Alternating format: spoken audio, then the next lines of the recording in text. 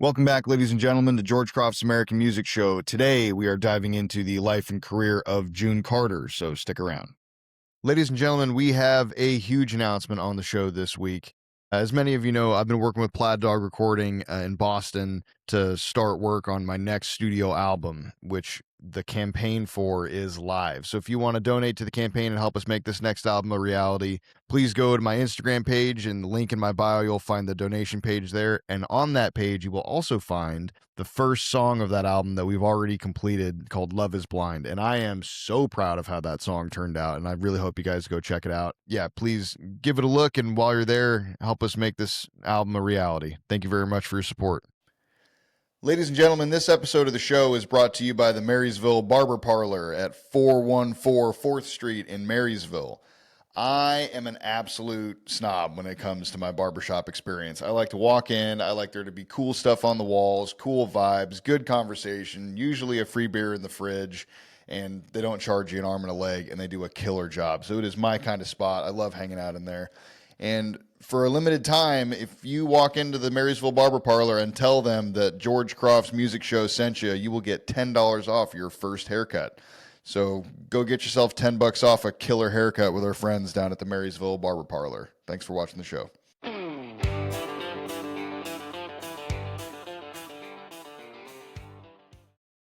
So June Carter is another just monumental character in the story of American music. And I feel like, especially in kind of the zeitgeist of, popular culture, she doesn't get the credit that I think she deserves for some of the stuff that she went through. Like everyone talks about June Carter in the context of Johnny Cash, so like Johnny and June and their love story, which was obviously notable.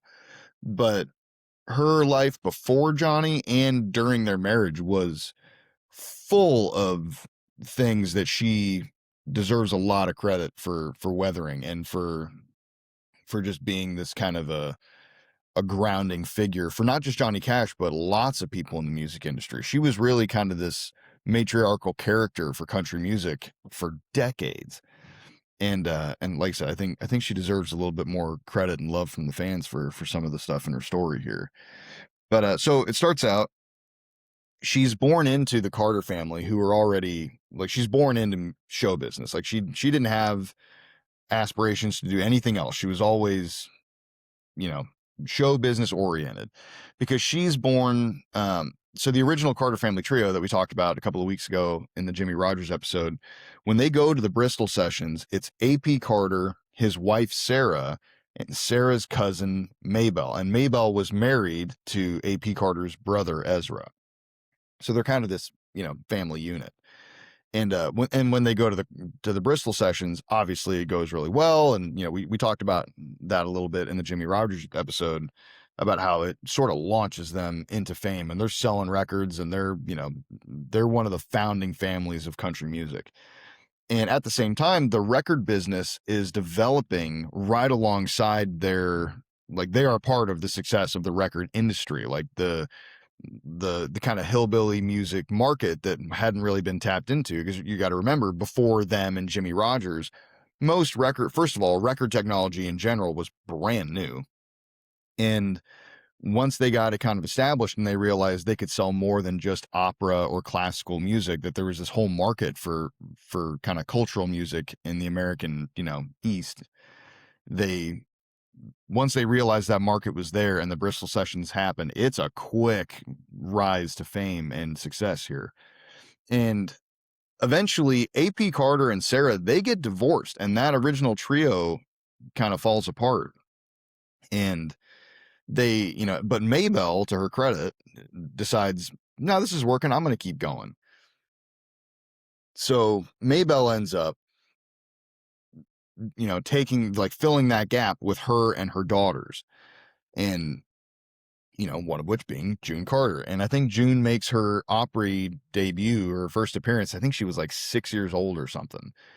And she just, once she started, she never stopped. And she seems to just have been made for this kind of thing. She was so outgoing and so just dynamic, and she had this great sense of humor, and she had this voice that would just cut through the noise and kind of It was really easy to pick up on the mic.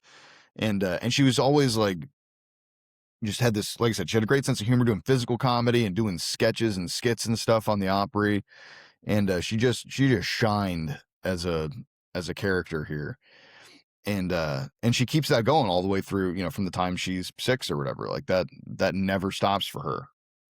And the first time Johnny Cash sees June Carter in person, because you got to imagine this is like, Johnny is growing up hearing June on the radio, like as part of the Carter sisters. Like they were famous the whole time. Johnny is on his come up, and then, his story that we've covered on the show in the past, where, after he joins the military and, goes to Europe and he's gone for a few years, comes back and gets married, the whole time he's hearing June Carter on the radio.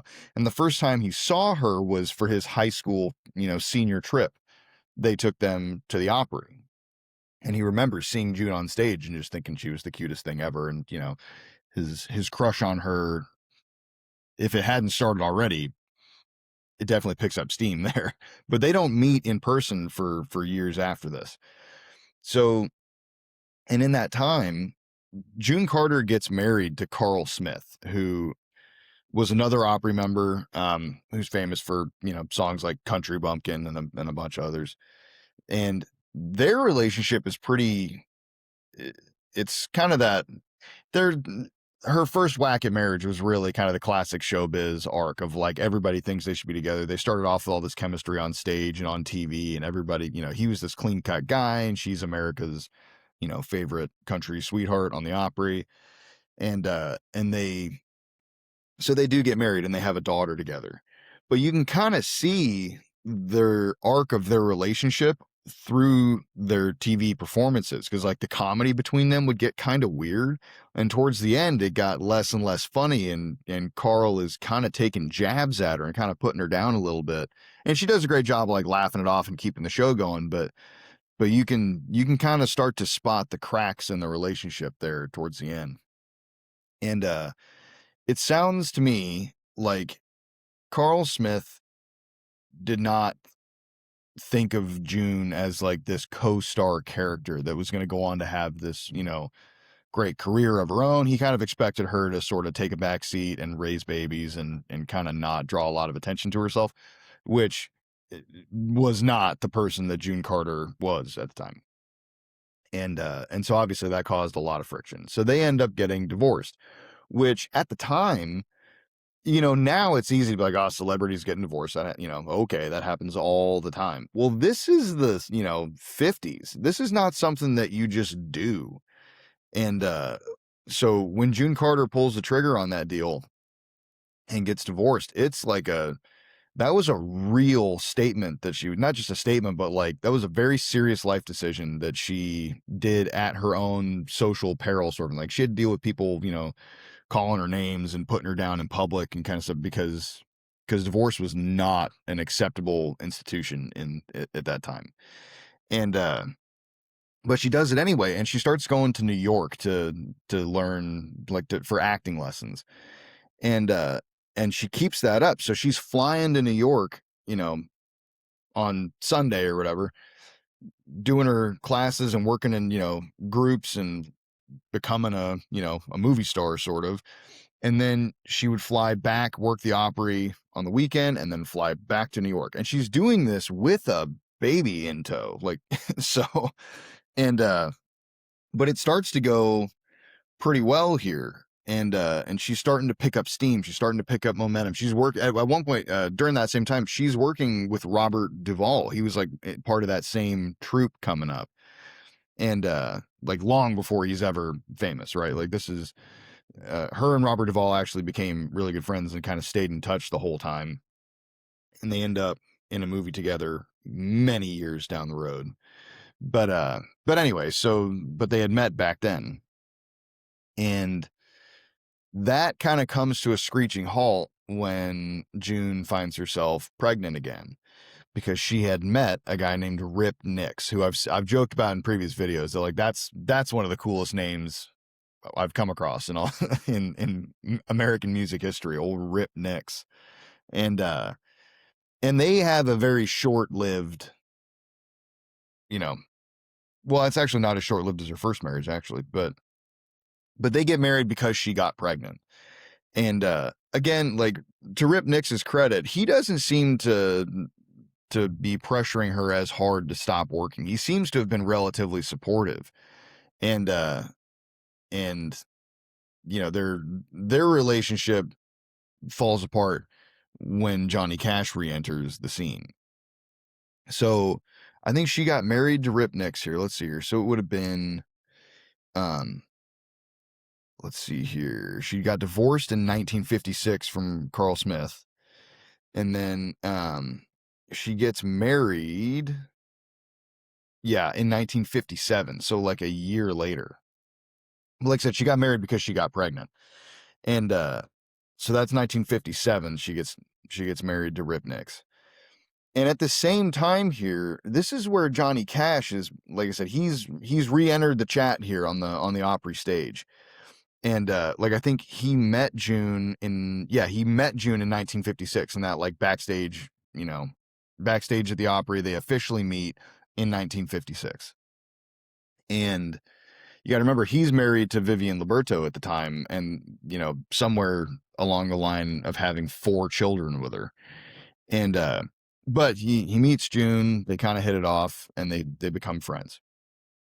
So and then as their careers are running next to each other here, this is where June Carter's life starts to get really complicated, because, like I said, she already got divorced once. She got through that, and she kind of just kept on keeping on. The getting pregnant the second time did sort of derail her acting for a while. Like, she wasn't getting small bit parts in shows or anything anymore. Because I think she was on a couple episodes of Gunsmoke, and or at least one episode of Gunsmoke, and a couple other things. But that does not keep up after she gets pregnant the second time. But her music career keeps going, and she keeps making her Opry, appearances and things like that.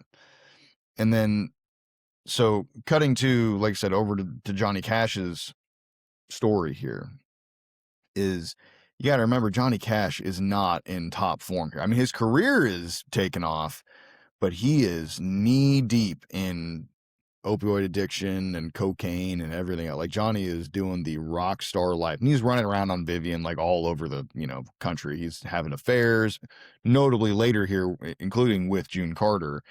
But so his home life is super tumultuous, and he's in the throes of addiction here. But, and when June talks about, like, when she started to realize that she's fallen in love with Johnny Cash, it wasn't like she wasn't like, oh, and then we fell in love and it was great. It scared her, and she realized it was this thing that she just couldn't stop from happening. And oh my God, is this going to complicate things? And this is like she fought it for as long as she could, because she knew what a big deal that was, because he was still married and she was still married. And they're, and then they start touring together, and they start, their careers kind of parallel up, and they're on tour together. And this, like I said, does not help their respective relationships. And it's during this time, I think it's 1963, so this is a few years in here. This is where June Carter writes Ring of Fire. And I mean, a lot of people know that now, but I feel like for a good chunk of the population, people don't realize that June Carter wrote that song. And technically, she co-wrote it with Merle Kilgore, who we talked about on a previous, on the Fair and Young episode. Merle Kilgore is the guy that Fair and Young had that funny story with, where he was like calling him at the bar, telling him that he had made dinner and what time you're going to be home, because Merle was living in the lake house with Fair and Young at the time. And but anyway, so same guy, same circles. This is all tied together. And if you want more of that story, it's on the Fair and Young episode. But so she writes Ring of Fire. And if you go back and listen to that song in that context, it is about her feeling helplessly kind of slipping into love with Johnny Cash, and how it feels kind of sinful, and it's like, it's not supposed to be happening this way. And it's sort of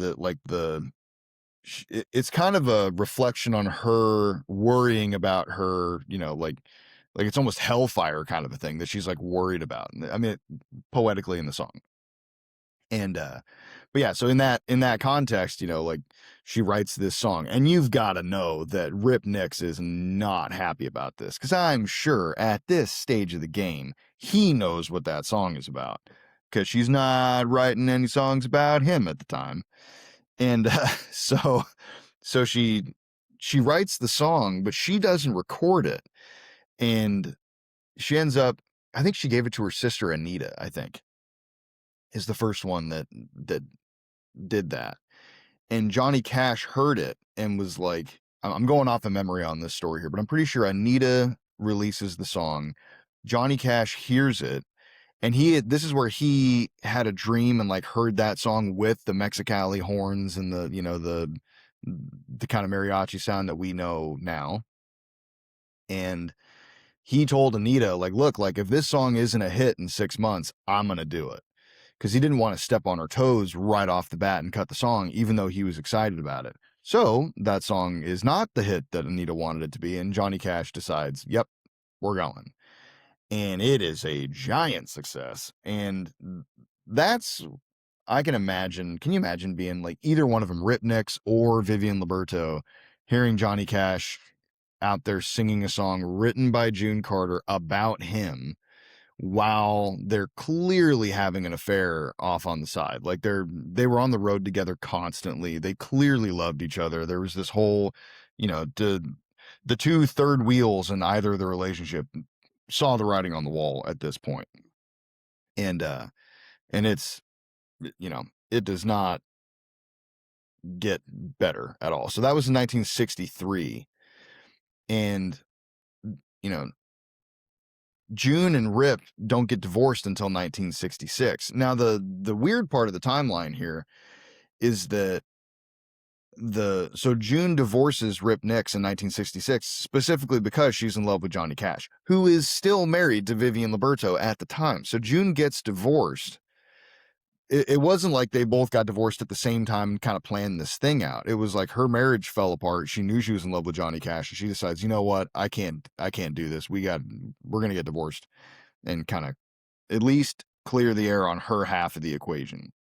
Which again that could not have been an easy decision to make, because you got to think, like, Rip Nix, her daughters call him Daddy Rip. Her first daughter calls him Daddy Rip, and now she's got this younger daughter too, and that could not have been an easy decision for June Carter to make here, especially because there wasn't, and like I said, Johnny Cash is knee deep in addiction at the time. It wasn't like he was this stable option that she could just jump over to. Like, the decision, knowing that she was in love with Johnny Cash enough to end the current marriage that she was in the context of he's still married and he's addicted badly. Like, he's nodding off during shows and slurring words and screwing things up, missing shows. Like, Johnny Cash is not in good shape during this time. So for her to make that decision in that way, in that context, to me is pretty wild. That, that she knew that's what she wanted. She just wasn't sure how she was going to pull it off yet. And she knew that the marriage she was in wasn't going to last. So she jumps in 1966. Johnny Cash doesn't actually get divorced until 1968, although I think him and Vivian separated somewhere in 1967, because this is where another crazy story here, that it's a crazy Johnny Cash story, but June's part in it is easily overlooked, I think, because in 1967, I think in October of 67, I could be wrong about that, but this is where you get the Nickajack cave story with Johnny Cash, where like he is just pilled out of his mind. He's basically thinking about ending his own life. He walks into this cave that there's this cave system, I guess, that he enjoyed hiking in, but he just kind of wanders in there and just starts walking, and kind of, obviously probably pilled to the gills and not really doing a good job of tracking himself. And he gets several hours into this walk and his flashlight dies. So now he is like a mile into this cave system or more in the dark. And Johnny Cash tells this crazy story about just like clawing his way, trying to find his way back to the opening of the cave. And at one point lays down and sort of says his like goodbye prayer of like, all right, I'm going to die in this cave, I guess. And kind of comes to grips with the fact that he's going to die. And he lays down and he talks about feeling, a presence that tells him, nope, you're not done yet. Get up, keep going. And he does. And right as he does that, he sees a little pin needle of light way off in the distance. And that was the entrance to the cave. But he's also exhausted at the time. So he manages to claw his way towards the front of the cave. He's not sure how close he got. He got pretty much to the entrance of the cave, like close enough to the entrance of the cave. And he passes out.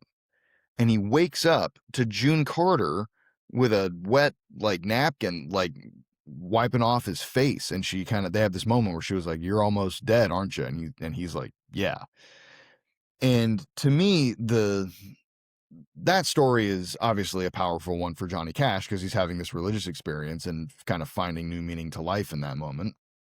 But for June's part of the story, talk about being a ride or die. Like she had just gotten divorced. Johnny is still married to Vivian at the time, but they're clearly spending a lot of time together. Johnny and June are a pretty much established couple at this point because they're touring everywhere together, and one marriage has already fallen apart, and the other one is right behind it. But June is the one who had just ended this marriage to Ripniks for this guy, Johnny Cash, who is, like I said, just knee deep in addiction and still tied up in a complicated marriage and the whole shebang. But when she hears that he had walked off into the cave, her impulse is to go after him and go find him. And she does. I mean, I wonder what it would have been like to be June Carter that morning and knowing that Johnny had walked off. And she didn't know how far he had gotten. She didn't know, like, I wonder how far into the cave she would have been willing to go to find him. It doesn't sound like she had to go that far, but like I said, talk about a ride or die. She's just like, oh, he's in there. Let's go get him. And she goes and finds him and like brings him back to life. And ends up, he does manage to get clean after that for a while. And so after that happens, this is where you get the Folsom Prison performance, where I think it was January of 1968, I think. Her and Johnny go to Folsom Prison. This is where, again, Johnny's career has kind of slacked a little bit, but he's still got enough pull to make this decision to get the record company to agree to do a live recording in a prison. And so Johnny and June goes with him. They fly out to California and go to Folsom Prison and put on this, legendary show. And June had told Johnny that, that she would marry him if he cleaned his act up and if he could be sober for a while. And he does. And that transformation in the cave was a big one. And, for as addicted as he was, it's a major turnaround moment. And June is a huge part of that equation. And, but anyway, so they do the Folsom Prison show in 1968. And then they end up, I think, February. So like pretty soon after that, I think Folsom Prison was in January. And then in February is where Johnny Cash proposes to her on stage at the Opry. And it's kind of an awkward exchange because Maybelle and Anita and everybody, like all the Carter sisters are on stage with Johnny Cash when he sort of stops the show and proposes to June in front of the cameras and the crowd and everybody. And June is kind of caught off, not kind of, extremely caught off guard in that moment because she wasn't expecting it at all. And she kind of, at first she's kind of motioned to her mom, like, start playing something, like, get me out of this. Like, I don't have to give you an answer right this second. Like, let's put the show on. And Johnny kind of stops and he's like, no, like, I need an answer. Like, are you going to marry me or not? And so she says yes, like in that moment. And, she laughs about it later, but I think what's funny to me is like, it's like probably the one moment where June Carter was caught off guard on stage, that she had handled every curveball that could have ever been thrown to her But in that moment, it rattled her, and she ends up saying yes, kind of like, yes, and even though she did mean it, and she did fully, she saw that coming. She intended to marry him anyway. But yeah, that on stage interaction is just funny to think about. But and then they originally, to kind of give you an idea of the shape that Johnny Cash was in by that time, that June's daughters loved him, and they were, he was locked in being a good, father figure to them already at that point. And they were kind of starting to kind of meld their two families together, and like, their Johnny Cash's daughters from the previous marriage had a little bit of a harder time, I think, with that transition than the Carter daughters did. But they managed to make a family out of the deal. And I guess the original plan, so this is in February, the original plan was they were going to like wait till June and put on this big wedding in the summertime kind of thing, and like kind of make a bigger to do out of it. And it was June Carter's daughters that were like, why are we waiting until June? Like, let's just do this thing. Like, just go get a marriage license. We'll just get married at the church up there, and then you guys can come have the reception here at the lake house, and then us girls will grab our suitcases and we'll leave you guys here for the weekend, and we'll be back at school on Monday. and which June was surprised by, obviously, but that is what they end up doing. So they get married. Let's see here. So he proposed to her on February 22nd, and then they get married March 1st. So like, a couple weeks later. and which I thought was sweet, that like her kids were already just fired up and excited about it. And like, what are we waiting for? Let's do this thing. And so they do that wedding at the urging of their kids, which I thought was, like I said, which I thought was very sweet. Now, this is where we start to see an interesting change in June Carter, because like I said, her first divorce was because Carl Smith wanted to kind of put her fire out a little bit and wasn't giving her the room to shine that she felt like she deserved. When she marries Johnny Cash, she does away with a little bit of that. And like, you see her, because they're immediately like joined at the hip, like anywhere he goes, she goes. And like, they're performing together. They're one kind of unit initially here. But she starts saying things in interviews like, oh, I don't need to be a star. I'm happy to just be Johnny Cash's wife. And a lot of people were kind of like caught off guard by that. Like, what are you talking about? Like, that's not your MO at all. Like, it was weird to a lot of people to hear her say that kind of thing. And, but she does, and that does kind of define their relationship for a bunch of years here in the middle. And, like I said, so they get married, what was that, 68? And then they are having successes through the 70s here. And then they have John Carter Cash is born, I think, somewhere in here. I got to find the year that John Carter is born here. I think it was, oh man, I don't have it in here. But he's born in the 70s here. And somewhere, I think it was in, let's see here. It was in the late 70s that Johnny Cash relapses on paint pills. I think he had a back surgery or something. He had a medical procedure that kind of knocks him off the wagon, and he ends up fully pilled up again. And this is a pretty dark chapter in the story of Johnny and June, because she does everything she can to kind of keep him on the rails, but it's just a losing battle. And this is the period of time where June talks about it with a lot of shame, because she felt like a bit of an enabler for time, which, you got to cut the spouses of addicts. You got to cut them all the slack you can, man. It's a tragic time in her story. But she tells stories about like how I saw her say in a clip that she became a thief, that she was stealing pills for Johnny, and she was stealing hotel room keys and, things like that. And just did kind of betraying herself in a lot of ways that did not sit well with her. I think that during this time, she does really try to put her foot down, and it causes a lot of tension. And John Carter has said in the past that they were almost divorced. Like, it almost ended their marriage. That I think he said somewhere that it was like they were almost divorced except for the paperwork being done.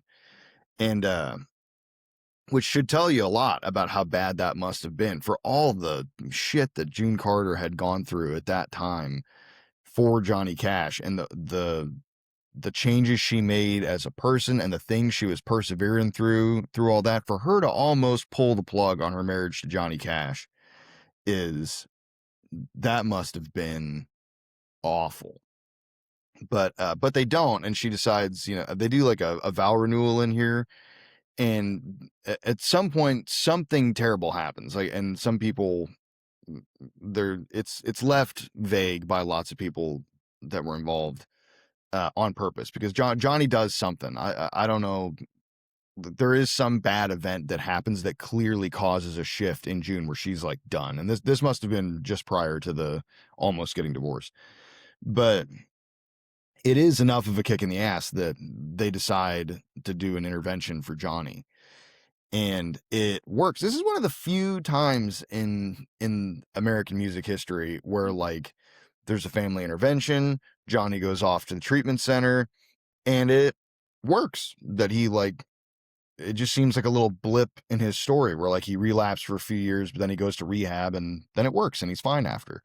But that was clearly a very tough time in their marriage. I saw John Carter tell some kind of heartbreaking stories about this, where like he would, I mean, he's a little kid at the time, and he's watching Johnny Cash take naps, and he would recognize that his breathing would like stop. He would breathe all the way out and then not breathe again for a while, and then kind of just suck a bunch of air back in. And that's kind of how he's sleeping.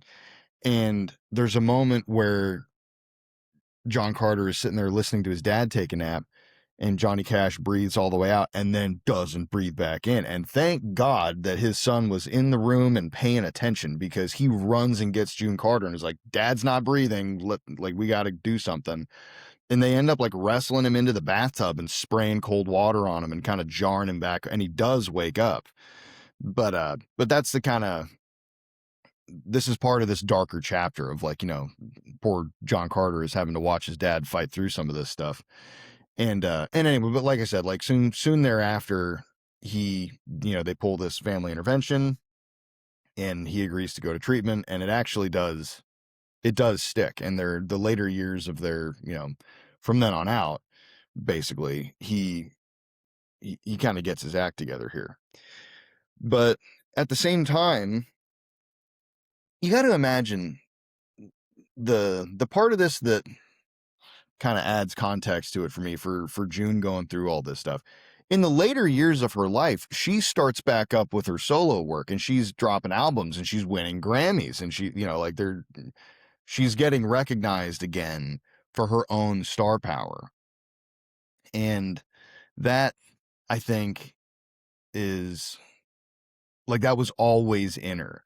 So to see that that's what she had in the tank the whole time, and she was keeping that kind of, like, you see how much of herself she was regulating for Johnny's sake, which is, again, strange, because she refused to do that for Carl Smith or Rip Nix, for that matter.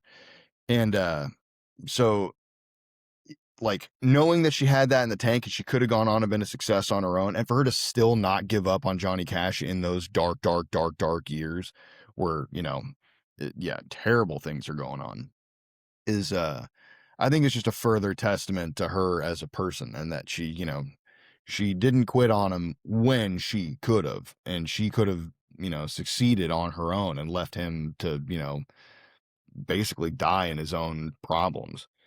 But nope, she's the kind of woman that's going to go walk into whatever cave you wandered off into and find you and drag you out of there and nurse you back to health over and over again, and then be willing to do it again a few years later.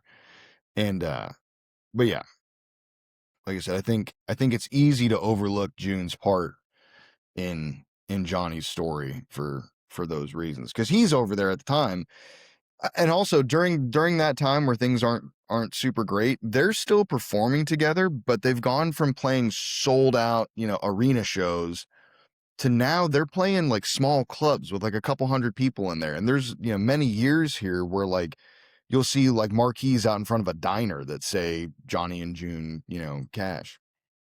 And and that, it's kind of like the dark ages of Johnny's career where it kind of like drops off and he's not on the radar as much while he's going through some of this stuff. And his drug use was a huge part of that equation. And but then Johnny Cash gets a resurgence when he joins the Highwaymen, and that was born of a lot of things. So like you can imagine that Johnny and June's house had become this kind of gathering place for all kinds of people. And like they were inviting like new unknowns up to the house to come sit around and do these like, jam sessions and picking guitars and just trading songs around. And that becomes kind of this laboratory for new music acts, and you get lots of names in there. And like this is even where like Chris Christopherson is one of them. So like in his story where he had, remember Chris Christopherson is like this Rhodes Scholar, master's degree holding dude that just cut ties with his whole life to move to Nashville and write songs.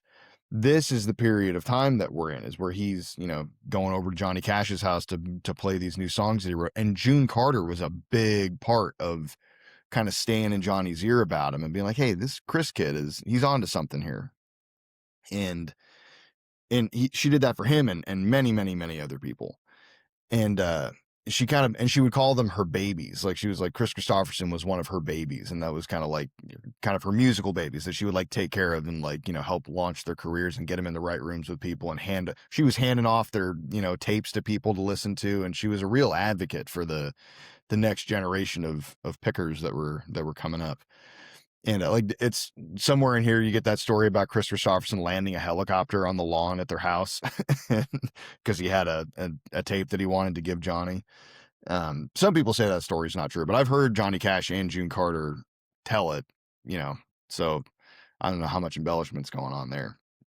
But anyway, that's kind of the, and then same thing with like Waylon Jennings and Willie Nelson and all these people. Like they're all part of this scene where all these people are just ending up at Johnny Cash's house. It reminds me of Jim Croce's house, although Jim Croce's house was like that before Jim was really famous. But yeah, that's where you had like the James Taylors and, Bonnie Raitt and all those guys just like showing up to Jim Croce's house to share songs and stuff. It was a similar kind of vibe at Johnny Cash's house.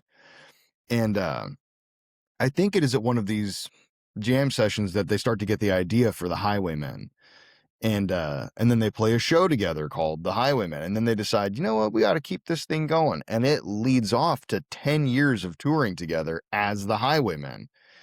And this is a weird time for June because she does not get stage time here. They don't bring her on stage to sing at all. And despite the fact that I think all of the members of the group would have been okay with that. Nobody was like trying to keep June down at all, but they just couldn't find a way to work it into the show. And it doesn't sound like June fought very hard to become part of the show. I don't think that's really what she wanted, I guess. I mean, like I said, despite the fact that she could have, but they would often, spotlight June in the crowd, and Johnny would be like, oh, there's my wife, June Carter Cash, and she wrote, Ring of Fire. And he was very good about every show, picking her out, giving her credit, like talking her up. And so Johnny did a good job of making her feel included, despite the fact that she wasn't on stage during those years. And but like I said, that it must have been strange for her because she, like I said, her last albums that she wins Grammys for are after this is happening. So she's still over there networking, pumping up other artists, supporting Johnny, writing her own songs, doing, she's still cranking away over there with her same ferocity and her same talent, but she's just in the back seat sort of to Johnny again during this time. And, but then, I think it's in 1999, she does a solo album called Press On. And that, watching in a lot of just interviews and videos you find online following June Carter around, Press On was kind of her thing, which I've come to love. Like my thing is like ready, ready. Like I always say that to everybody. Oh, we're ready, ready, ready. Like that's kind of the thing I say. June Carter's was press on. Like, oh, we're just gonna press on, and here you are. You ready? Press on. And she would say that all the time, like it was her little catchphrase. And which is really emblematic of what she was like. I mean, every terrible thing that came her way, every bump in the road, every challenge, she's up, just got to press on and keep on going. And she was that kind of person for the people around her. Anytime anybody else was going through something hard, she was always like, it'll be all right. You're going to be fine. Just keep going, press on. And to have somebody like that in your life for these young artists that were just going through it, I'm sure at the time must have just been a huge, source of confidence. And, if June Carter's telling you to keep going, you're going to make it, that must have just been amazing to have. And, she does other things too. Like she has these funny conversations with, like Ronnie Dunn and his wife show up to the house, and Ronnie Dunn tells a funny story about, I think, because he wasn't married at the time. She was just his girlfriend, but June throws her in the car and is like, we're going shopping, and like takes off and leaves with Ronnie Dunn's girlfriend for like several hours. And Ronnie Dunn is at the house with Johnny Cash, like recording music and kind of hanging out. And he's starting to wonder, like, where'd she go? And when his girlfriend shows back up, she's kind of pale and kind of almost scared looking. And come to find out, it's because June had gotten her in the car and been like, hey, Ronnie has what it takes to make it, and he could be a big star. You should know heading into this, they're all a little bit crazy, and if you're going to stick around for that, it is not going to be easy. So she wasn't like telling her not to do it. She was trying to give her a realistic picture of what she was getting into if she sticks with Ronnie Dunn. And she does. I mean, they do get married and they do stick together, but she tells that story looking back as like June Carter really giving her this kind of maternal moment of kind of warning her, like, you make sure you're ready for what you're getting yourself into here.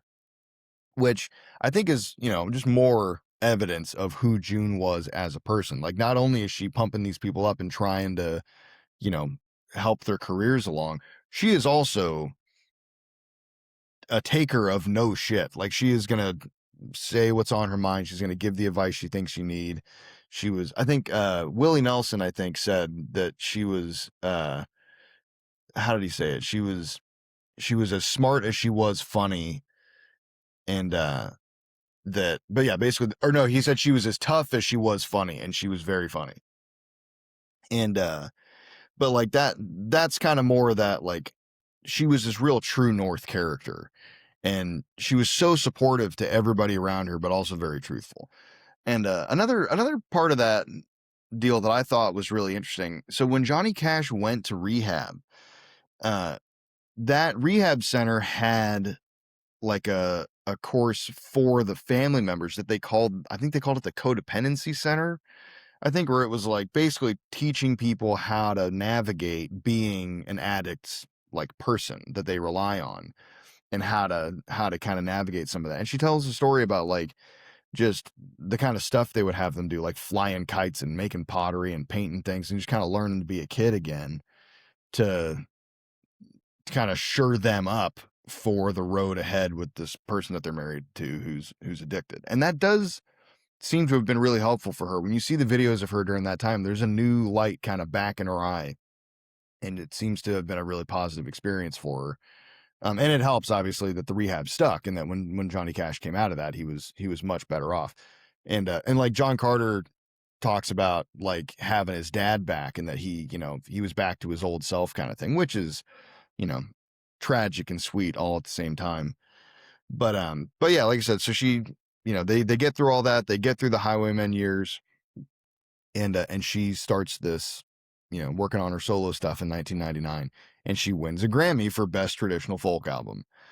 And Johnny Cash through here, this is where he did the Hurt album, and so he's getting a little bit of his own success here going too. But he was very supportive, and he, to Johnny's credit, he doesn't put any energy into like trying to outshine June or not give her the credit. Like he really does seem to have been just fully supportive and very, very sweet and very like, excited for her success at the time.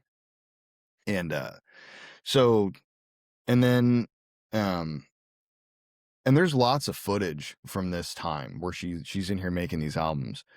And it's very, if you feel like you're watching her be vindicated, like because she's still got it, she's still writing, she's still singing, she's still, she's playing her harp with, in front of the mic and, kind of laying down this old traditional sound. And John Carter co-produced that album, even though I think he made it sound like he had never done that before, despite growing up, kind of in that industry. So it's cool to see him on video, like knee deep in the process with his mom, who was on, she's in her 70s at the time. And just kind of the creative process that they're still going. And she's just in command of the whole thing and like just knows what she wants here. She's kind of band leading and she's wrangling cats and kind of keeping everybody on track, and like I said, it turns out great. And she wins a Grammy for that one. And that was Press On. And then in 2003, so they had continued recording and they were still working on stuff, and she's enjoying some kind of later life success here.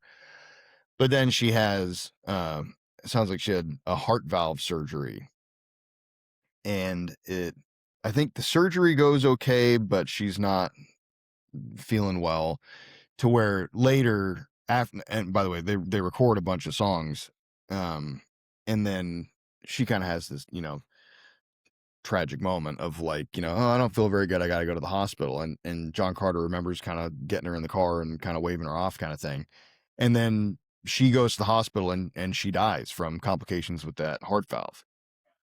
And obviously if you look at the footage from the music industry when June Carter dies, good luck not crying watching all of that stuff, because everybody comes out of the woodwork to pay their respects and talk about what she meant to him and what a rock she was, and kind of the she really, you see the recognition and not just the recognition. It's not like, oh, she got the recognition she deserved. You see the real outpouring of love from the people that she touched and helped and like encouraged, and she was this real force for people's careers. And so when she dies, it is so sad. And like I said, and the footage from her funeral is just heart-wrenching. Like Johnny Cash is just devastated, obviously, because his health wasn't that great at the time either. And but it was every bit as painful as you might imagine. That like she was the, hey, press on, you're gonna be okay person. And so when she dies, everybody's looking around for that, and it's not there. And so it's very, very, very tragic, despite the fact, obviously, like she lived a long life, and it wasn't like some of these other tragedies that kind of catch everybody off guard, like Marty Robbins, with his heart attack when he was 50. But still, she leaves a hole in the country music scene that is not easily filled. And never will be, I should say. But and then obviously, famously, Johnny Cash dies just like a couple of months later. He was just a wreck without her. And Willie Nelson talks about during that time, that couple of months between, because Johnny Cash dies, I think he dies like 4 months after her or something. And but Willie Nelson tells a story about Johnny calling him just to talk, and he's like, yeah, we're talking about this song and that song, or this thing and that thing, but really he was calling me to get his mind off of the fact that June wasn't there. And it was, I mean, like I said, just so sad to watch, that kind of the tail end of the thing there, especially like, you know, the like watching them sing The Far Side Banks of Jordan. Good luck watching June Carter and Johnny Cash sing that close to her death and know she's going to die, like right around the corner. And they're singing that song about, like, if you don't know that song, go check it out, because it's a classic. But yeah, The Far Side Banks of Jordan, just watching them sing that to each other, knowing it's right around the corner. Oh, dude, good luck not crying while you're while you're watching that. But anyway, so that is kind of how it shakes down, and Johnny Cash dies just a few months after her. and yeah, it kind of closes the book on a huge, just kind of a titan of the American music story that, like I said, I don't feel like she is as recognized or loved in posterity as she really should be, despite the fact that that album that she was working on, actually I think it was 2 albums, she wins posthumous Grammys for, which was cool. Like in I think in 2004, yeah, in 2004 she wins 2 Grammys, and I don't think it was 2 albums. So I think let me see this. It was Wildwood Flower, was the album, and yeah, she won 2 Grammys for it. But yeah, so she kind of, ends it on a high note here. I mean, obviously, anytime we see posthumous albums released, they get a lot of steam and a lot of people win posthumous Grammys because it's like, oh, they recorded this right before they died and then it came out. Like, the same kind of thing happened for like Hank Williams and Jim Croce and all these other people that we've talked about that died while they were working. When their music comes out after they die, it's wildly successful because everybody wants to hear what their last piece of work was. And so that might have helped get her over the finish line for winning 2 Grammys, but even so, it's still classic works. I mean, if you go back and listen to it too, it's like she did not change her sound at all. She was the same June Carter singing the same great stuff kind of all the way through. And yeah, like I said, just a testament to her as a person. And I felt like, it was the whole context of her life, accomplishing the things that she did in spite of the curveballs that life threw her, and her ability to say no when she needed to and yes when she needed to, and knowing what battles to kind of fight through and which ones to not. That was she was a very special person in the American music story. So I'm glad we got to do an episode on her. So that is June Carter Cash. So thank you guys for watching, and we'll see you next week.